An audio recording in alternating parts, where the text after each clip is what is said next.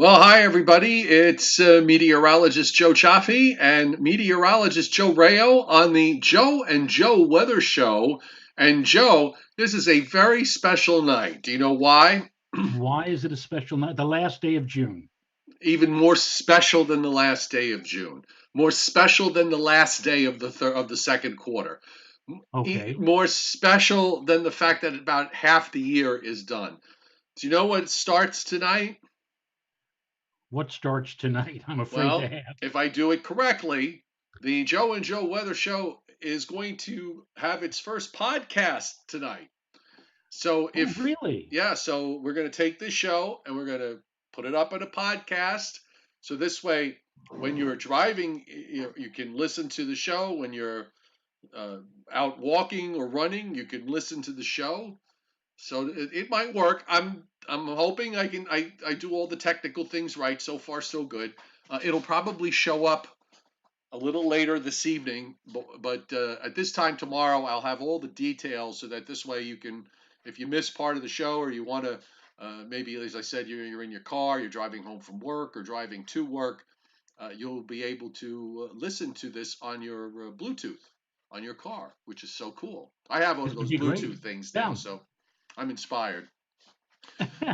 Mr. Rayo, Yes, sir. I have my glass of wine, okay, for tonight, and also I want to use a phrase that you have heard me use in the winter time many times when The it plumes. not la plume celebrioski, no, uh, but uh, when it comes to forecasting precipitation and it doesn't happen, not a flake, not an ice pellet, nothing.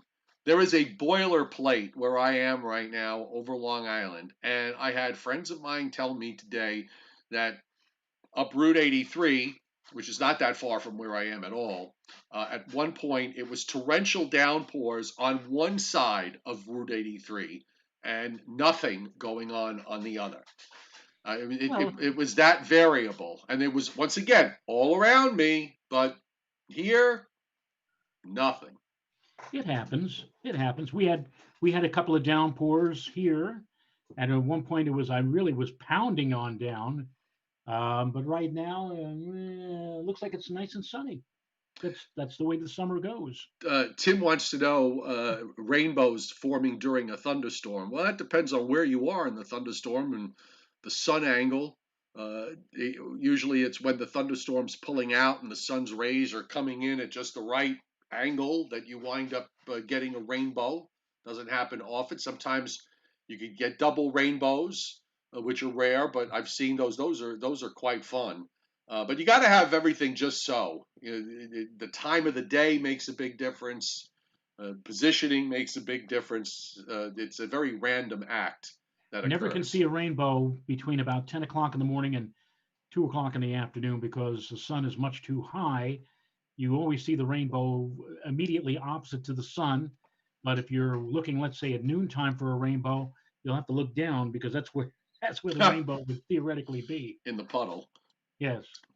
All right, so we've got we're heading straight for the Fourth of July holiday weekend, and for those of you who might be joining us, we usually our general area of coverage is basically eastern Pennsylvania to southern New England, so that includes the metro areas of New York City and Philadelphia, but we also expand it out a little bit, and we talk about DC, Baltimore, Boston, Albany, and we also talk about the weather around the nation. We look at the weather models, as you know. So if you're new to the channel, or if you're new to this new podcast, hopefully somebody gets to hear it. Uh, this is what we do. It's what we live for. Yes. So I'm still kind of on the same page I was yesterday with regards to the Fourth of July weekend. It should be okay. I don't see any huge issues. The pop-up storms that might be around, I suppose, but other than that, I think I think it'll work out okay. Yeah, I think that, first of all, my future daughter in law is slowly but surely going crazy because she's hearing forecasts on Friday of possible afternoon thunderstorms and Just what shut the radio small. off. Shut the TV off. You don't need to listen to all that stuff. It is what it is. I know. Well, yeah. Seriously. So if it rains, big deal. Well, the afternoon, unfortunately, because of the COVID-19 situation, we're going to have a small gathering, and the small gathering is going to be out of doors as opposed to indoors. And You'll so the be last thing she fine. wants is to have it, you know.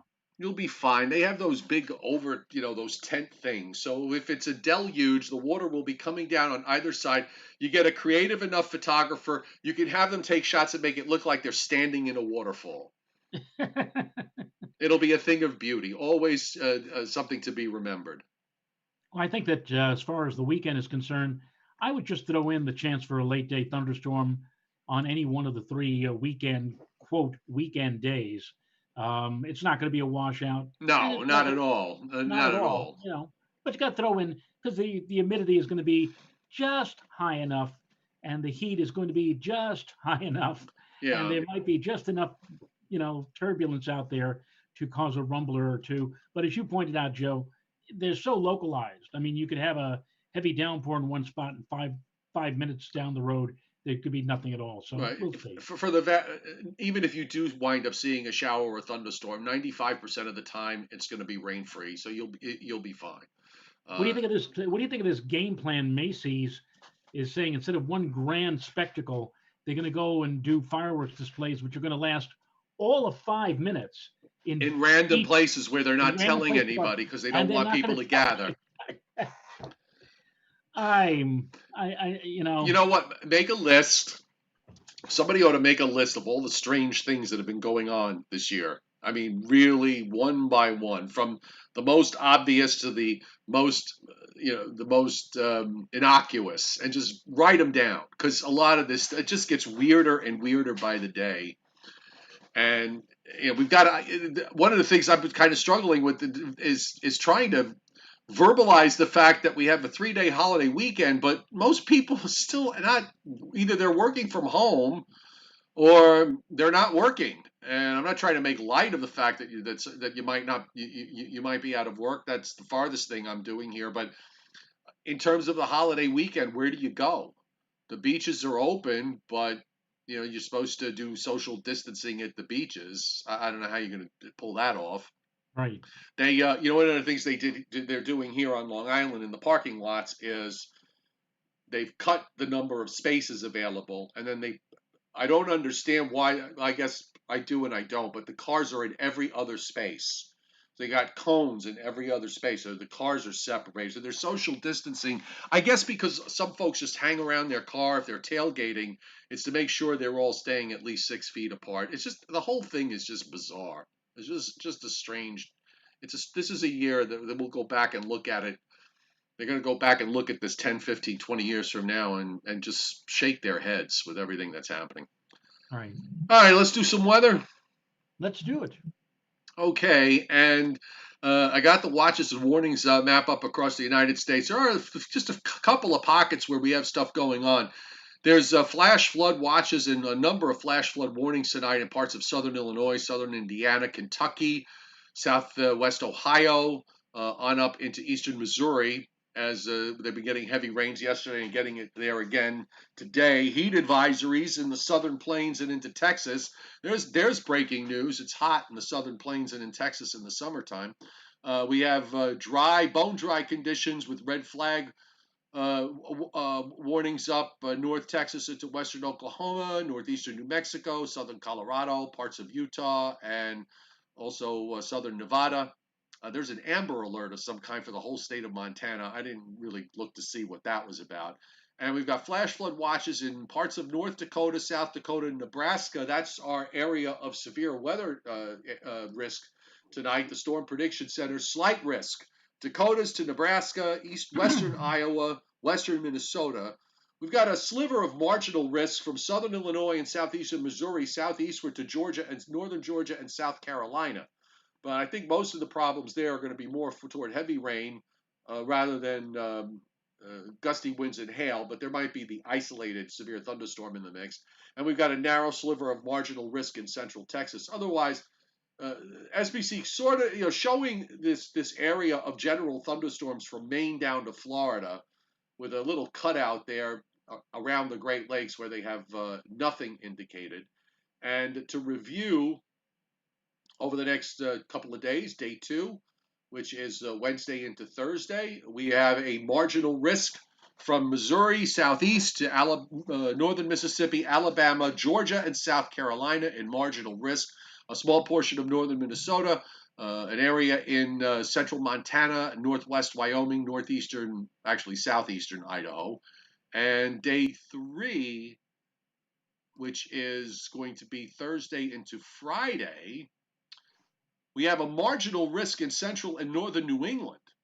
And that's finally because that upper low is pulling out and you're getting a little bit of a shortwave coming down with a backdoor front. And Right. marginal risk in the Dakotas, northwestern South Dakota, southeastern Montana, northeastern Wyoming. I do not see, Mr. Rayo, as far as the activity that's going on for the rest of the week and certainly through the weekend, I'm not seeing anything here that inspires severe weather risk to me. Joe, we've talked about backdoor fronts, and you're right that generally speaking they don't generate much in the way of precipitation, but sometimes they do. And this one coming for I guess this one is going to be dependent upon when it arrives in a specific area at what part of the day. Right. And but it's conceivable that on Friday that front may be moving on through, let's say, the immediate tri-state area before noontime. At least that's how I was looking at things earlier, which means that whatever we see in terms of thunderstorm activity may actually come, dare I say, early in the day on Friday, as It's opposed possible. to later. Yeah, it's possible, but even if it does, it's not exactly. There's not a whole lot here going on. Is what the bottom line is with respect to the weather in the east. We're in this zone, mid June to late July, where we're kind of in a bit of a no man's land. It's usually a quiet time for hurricane season. We're going to go into the heart of the summertime now over the next 5 to 6 weeks. So it's mostly disorganized showers and storms unless you have a cold front that's coming through, or unless you have some weird setup with a tropical wave or some kind of upper low that drops too far south and saturates a certain area. That other than that, it's just a quiet time. Now, I mentioned yesterday, and I made a bit of a mistake about. Oh, that's simply not possible. It's just not possible. It's just not possible. Somebody actually called me on it. I think I'm. Well, look, now, hold on. If you're going to confess your mistake, we have to go full screen. Okay, we're full screen now. So go ahead and confess your error. Well, I said I believe I said yesterday that the halfway point of the year would be at 1 o'clock tomorrow afternoon, or did I say on Thursday afternoon? I don't remember. I thought you said it was Thursday. I think you said it was for Thursday. I think I made a mistake. Okay. First of all, I forgot this is a leap year. We have 366 days this year in the calendar. Now, when we celebrate, we pop the cork on the champagne and say Happy New Year for the first day of the new year at the stroke of midnight. Mm-hmm. All right, that's one thing. This year with 366 days, it would be day 183. Day 183 is going to be tomorrow, July the 1st, which means that we will pop the cork on a half year at midnight. No, actually not midnight, but 1 o'clock in the morning daylight time tomorrow morning. So if you're up at 1 a.m. tonight or early Wednesday morning, that should be the halfway point of 2020. I don't know what the penal code has listed as far as punishment regarding messing up the halfway date. I'll do a little research and we'll figure it out. Well, I did some research on the weather for this first half of 2020 at Central Park. And in New York City, in case you don't know where Central Park is, go on. Yes, and if any of you are interested, so far during the first half of this year, the average temperature at Central Park has run 2.4 degrees above normal. Every month was warmer than normal, except for April and May. Those 2 months were actually below normal, but 4 out of the 6 months were above normal, and that's why we have a 2.4 difference between the norm and above normal. Precipitation-wise, we're below normal, 7.78 inches at Central Park 67.5% of the norm. Every month was drier than normal. April, however, was only 1/100th of an inch below normal. May and June, well, you don't have to say anything about these 2 months.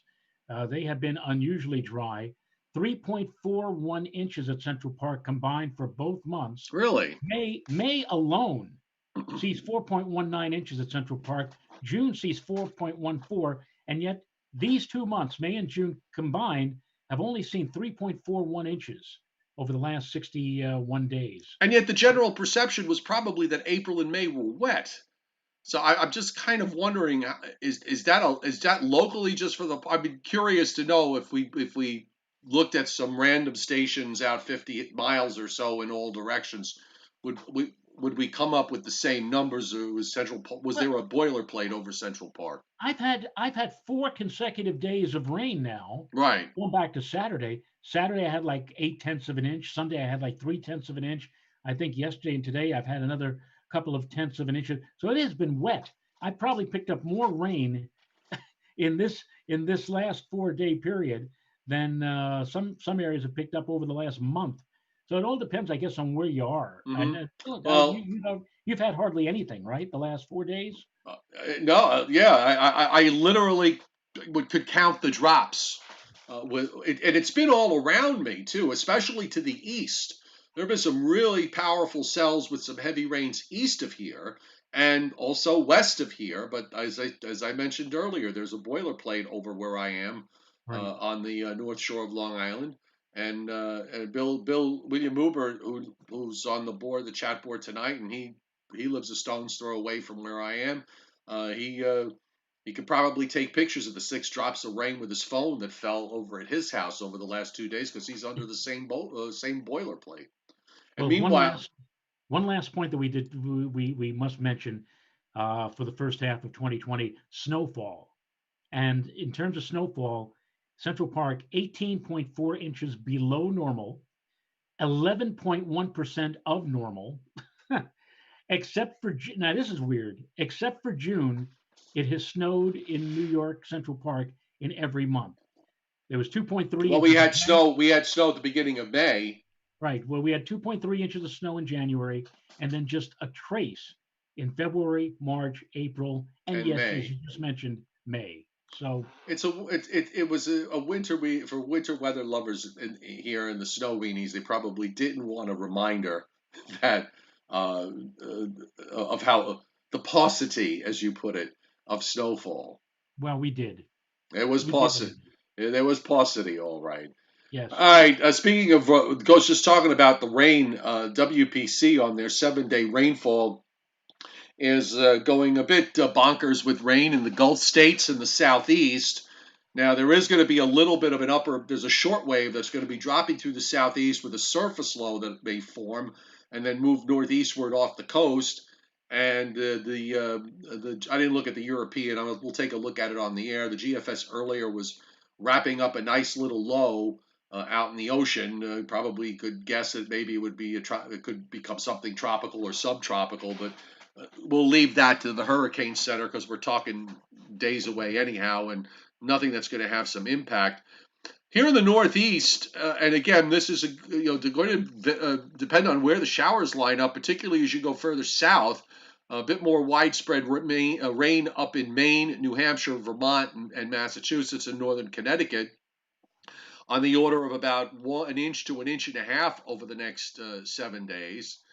And there's WPC's got some 1 inch rainfalls up and down the Hudson Valley, down through New Jersey and into Delaware. We'll see if that verifies, but it's going to have to be when it's going to be those scattered thunderstorms or showers or whatever we get have to line up perfectly.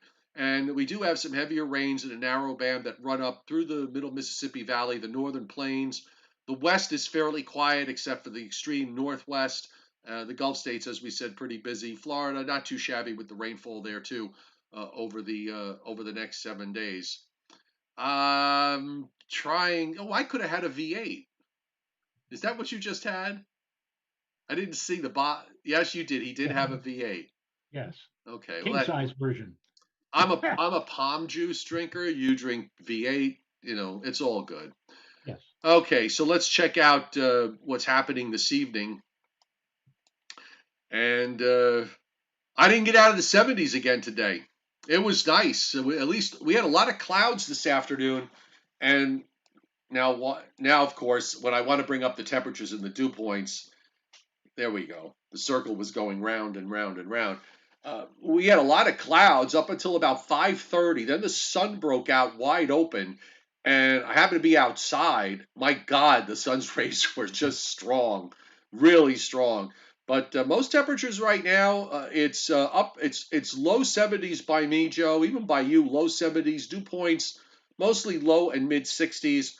It got a little warmer today in southern New Jersey, southern Pennsylvania, and down into northern Virginia, where temperatures there made it up to the 90-degree mark, with dew points down in the upper 50s and low 60s, which actually for them that's pretty reasonable.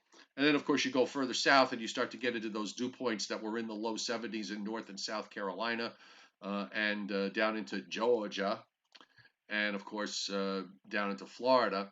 The radar tonight, Mr. Rayo, showing that upper low, just we're getting these bicycle spokes rotating around like a wheel there, and some of these spokes making it as far south as well. Right now, there's actually some showers in northeastern Pennsylvania into central New Jersey. Nothing especially heavy.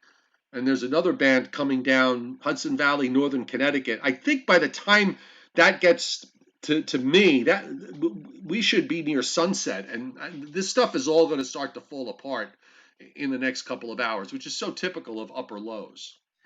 When was the last time? I don't even remember this, but when was the last time what we had on the first day of July, an upper low with one, two, three. It's a four contour cutoff. It's amazing. Yeah, And it is strange. It's been a long time since we. I can remember years when you and I were young pups, where this sort of thing seemed to happen more often, and then it just suddenly stopped happening, and now it started to happen again. So I don't know. Maybe these things run in decadal cycles of some kind. I I don't know. remember It's just a guess on my part. in 1991 there was an eclipse of the sun that was over Hawaii. Everybody went to Hawaii because there was a 90% chance of clear sky, clear weather uh, for the eclipse, and yet that particular event was more or less clouded over because of a rare event. They called it a TUT, a tropical upper tropospheric trough, for more or less the purpose, cut off low over Hawaii in Right. July, which never happens, but it happened that year. And so I'm associating that with what we're seeing here because this is really a weird setup. It But then again, is. it snowed in May, so what else is new? Well, with the jets so far south because of that upper low, it's also impacting weather in the Carolinas down to Georgia because the flow is from the northwest. So they're seeing some showers and some heavy thunderstorms this evening in parts of coastal North Carolina, South Carolina, around Myrtle Beach. You're also seeing some heavy showers through much of Georgia into northern Florida. Some showers and strong thunderstorms going on right now across Tennessee, central Tennessee, getting ready to starting to move into Nashville, and also through southern Indiana, southernmost Indiana, southern Illinois, around the St. Louis. Just had a couple of heavy thunderstorms move through there. And this is where we're dealing with the possibility of some flash flooding tonight, which is where the flash flood watches are. And then headed out, and it might be still a bit early, but we are seeing some showers and storms in the areas that have severe weather risk tonight, which is up into the Dakotas. I didn't check. That's one thing I didn't do tonight. Let me really quick bring up the SPC's homepage just to see if we have any working severe thunderstorm watches. And we don't at this. Oh, we do. We actually do have a working severe thunderstorm watch that was issued 24 minutes ago. So it's 7:01 Eastern time. If you're listening to this or you're watching this on a replay, remember it's dated, so you want to make sure you have the latest weather information. Just go to weather.gov. And there you can see the watch box up for eastern North Dakota and northeastern South Dakota, uh, inside that area of slight risk. So that's a severe thunderstorm watch that is up, put up by the Storm Prediction Center. It's the only one that is working at this point. And by the way, on the satellite, Joe, the upper low in the Northeast, I don't think it's moved. If it's moved 5 miles in the last 24 hours, that's a lot. That's a lot. I mean, it's virtually in the same place it was yesterday. Right. Pretty much. Pretty much. In fact, you mentioned it's a funny thing you mentioned that because I caught Lonnie Quinn on his one of his weathercasts. I think it was the 5:20 afternoon Was he weathercast. pitching hay in the barn? Uh, he wasn't pitching hay, but he did confess to everybody that the map that he was showing from yesterday is the same one he was showing today in regard to the upper low. He said it's moved so slowly and so little that I could just use the whole graphic again for today. So he said you and he are on the same Well, brainwave, I think. he and I are very close. Yeah. So looking at the U.S. satellite, I mean that in the most loving way. By the way, I'm teasing. I mean that in the most loving way. But if you look at the U.S. loop as a whole, the that upper low is again creating a lot of chaos with the weather that you see back from the uh, from Indiana, Illinois, and Missouri, southeast to the Carolinas. So it's all kind of out of whack here. And also take a look up in the Dakotas, and you can see the twisting there on the satellite. That's the short wave that's kicking off the severe weather, and we have the severe thunderstorm risk. I love this GOES color imagery, Joe. The detail is amazing. It's just really amazing how Yep. how well detailed this all is. By the You way, remember you remember when we first got started and we were using there's the those, NAFAX oh those and oh and you had Jesus. you had those satellite pictures that came off of the I mean, but um, did it not look like somebody took a paintbrush with paint and just kind of splattered it on a exactly. piece of That's paper? That's really all it looked like. And we would be like, "Ooh, wow, this is so cool." It wasn't. Looking back, it was so primitive. I you had no control actually. The place I used to work at, for example, they used to send all I mean during the day you'd get one visible satellite, and then they might alternate that by showing you the infrared to show you precipitation. You were at the mercy really of the guys who were at the local weather service office, which in this case was at Rockefeller Center. They were the ones I think who were controlling what we were able to see on those Yes. images, those northeast images.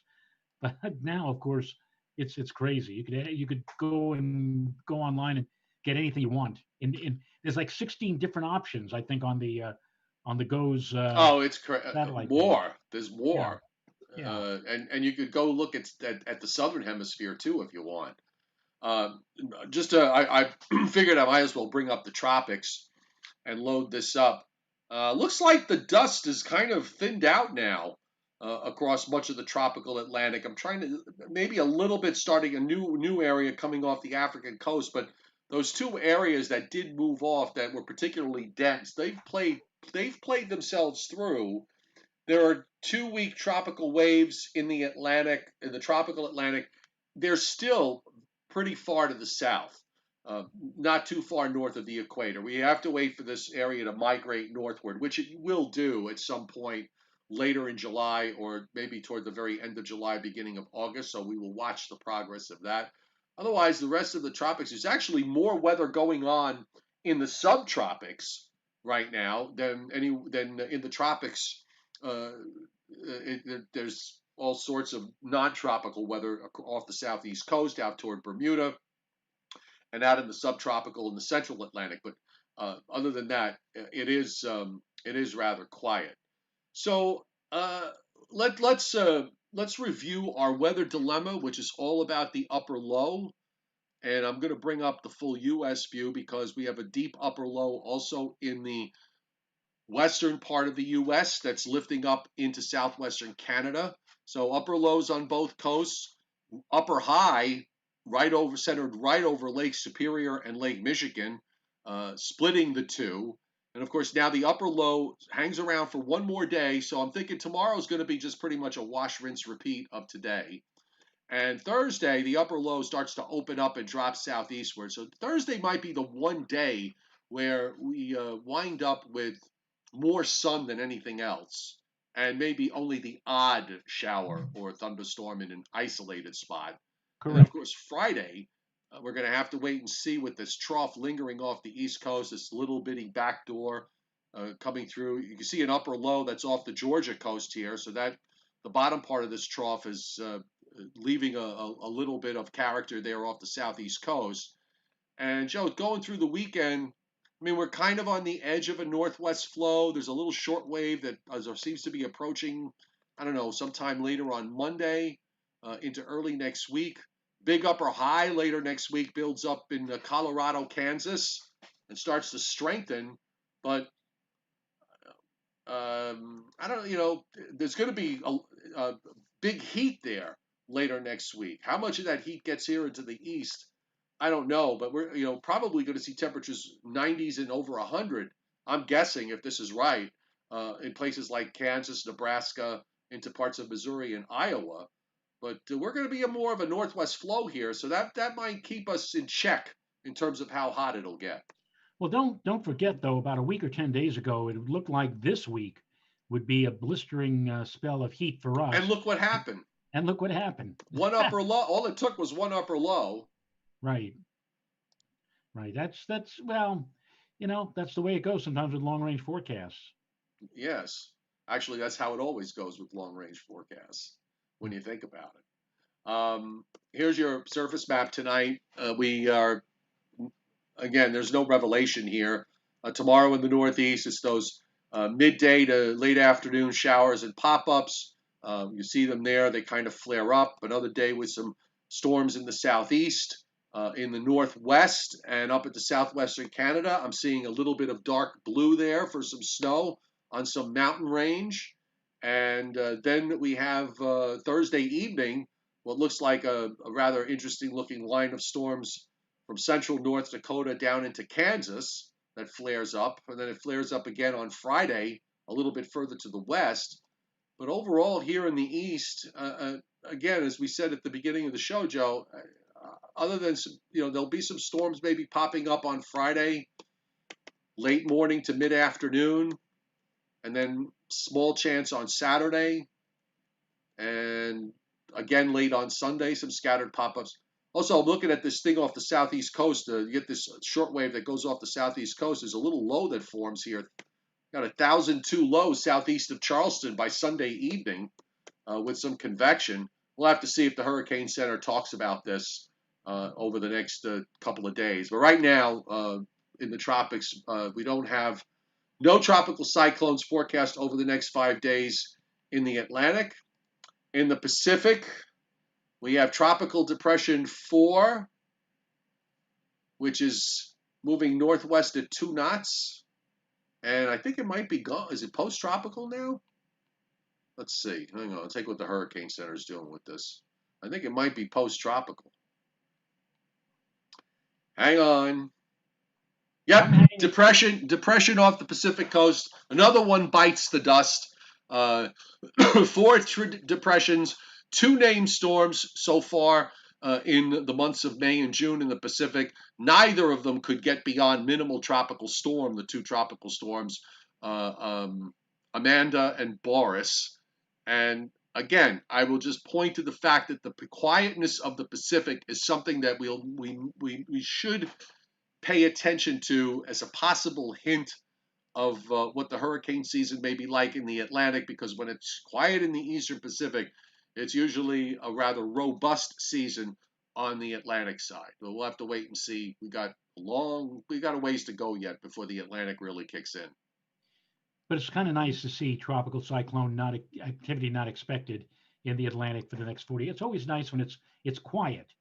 This is in contrast to when we were 40 years ago, when Joe and I were always like saying, it's quiet. What's going on here?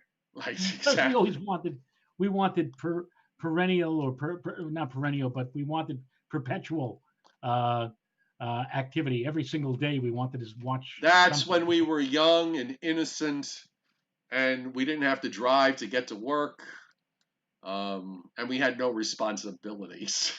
Right. No mortgages, no wives, no kids to worry about. Correct. We could be as selfish as we wanted to be, and we darn near were.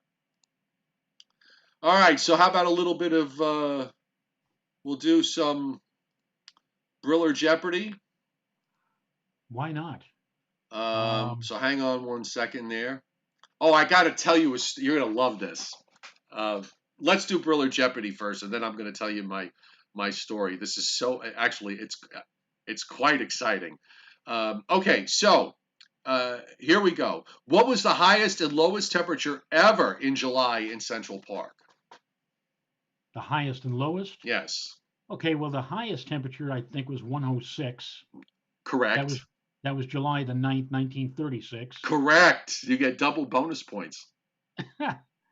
The question about the lowest temperature, that's one I should have looked up or should have known too. I will say 40.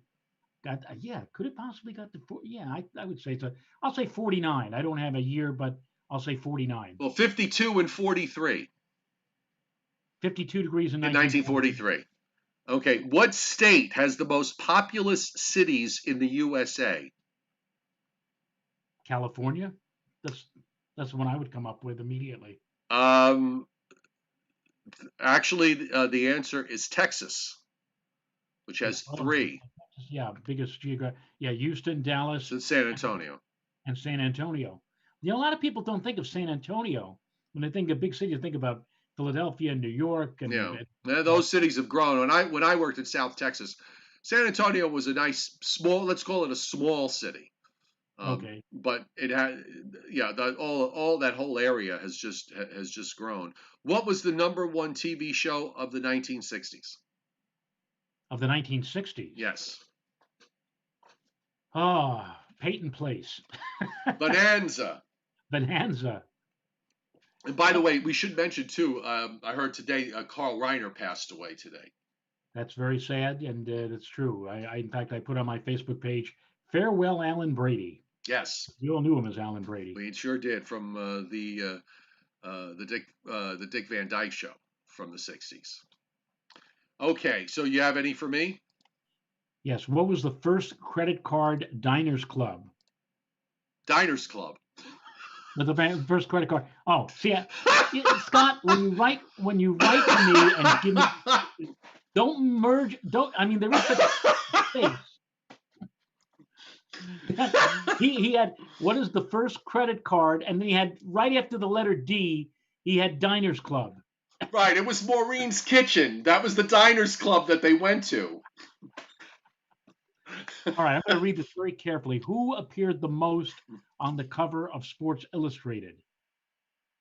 Oh, good God! I mean, the outside of the swimsuit issue. Um, oh man, who could that be? Michael Jordan. Michael Jordan. I figured it was probably Michael Jordan. Um, and I'm not a big basketball fan. I was when Michael Jordan played, but they in general, it's very hard for me to sit down and watch sports and sit still for a long period of time. Okay, And so what what's was the other one? and what was the Beatles' first #1 song in America? I'm going to say, well, it was either I Want to Hold Your Hand or She Loves You. So I'm going to say it's I Want to Hold Your Hand. I wanna hold your hand. Yes. Yes. So let me tell you my story. So I'm not going to bring up the name of this person, but so I have a friend of mine that I went to high school with. Actually, I should be. So, my friend John Avanzato writes. He's a gastrointestinologist. Is that what they call those people that stick a hose up your bum and take pictures when you do the colostomy, All right, hold the on a second about colonoscopy? this show. All right. So anyway, that's what he does. He's a doctor. He and I went to high school together, and he has also become a rather successful mystery writer. He created this doctor character who solves murder mysteries, and he has published 3 books on Amazon. The doctor's name is Cesare, for Italian for Caesar. I forgot the full name. Forgive me, John. It's my 61-year-old brain. So I I helped him out with a little bit of weather stuff that he was doing for one of his books, and he said to me, "Well, thanks for helping. If there's ever anything I can do," and I said, "John, why don't you make me a character in one of your mystery novels? I want to, and make me the killer." And sure enough, he started working on his next book, and You are I'm you're gonna be the killer. I think that's where it's going. So I read a little bit of what he's got so far, and it's very funny knowing that as I'm reading it, and he's a very good writer, and I'm thinking as I'm reading this, um, I don't know if we're friends now. He's gonna make me a killer because it's like, how do I handle this? well, So Joe. Look, one of my other friends just said, "Hey, if that's the case, just make a list of all the people that you want to get rid of." I said it would probably be as long as an ocean liner's manifest, if Dick Clark can be a killer on Perry Mason which he was on the last episode. on the last episode, you certainly could be a killer. And you know what was strange about that last episode, by the way? There were two murders in that last episode. That Right. Dick Clark, the Denver Pile, was the original suspect, and then wound up getting killed, as Dick Clark had to eliminate the original quote suspect because he figured out who the real killer was.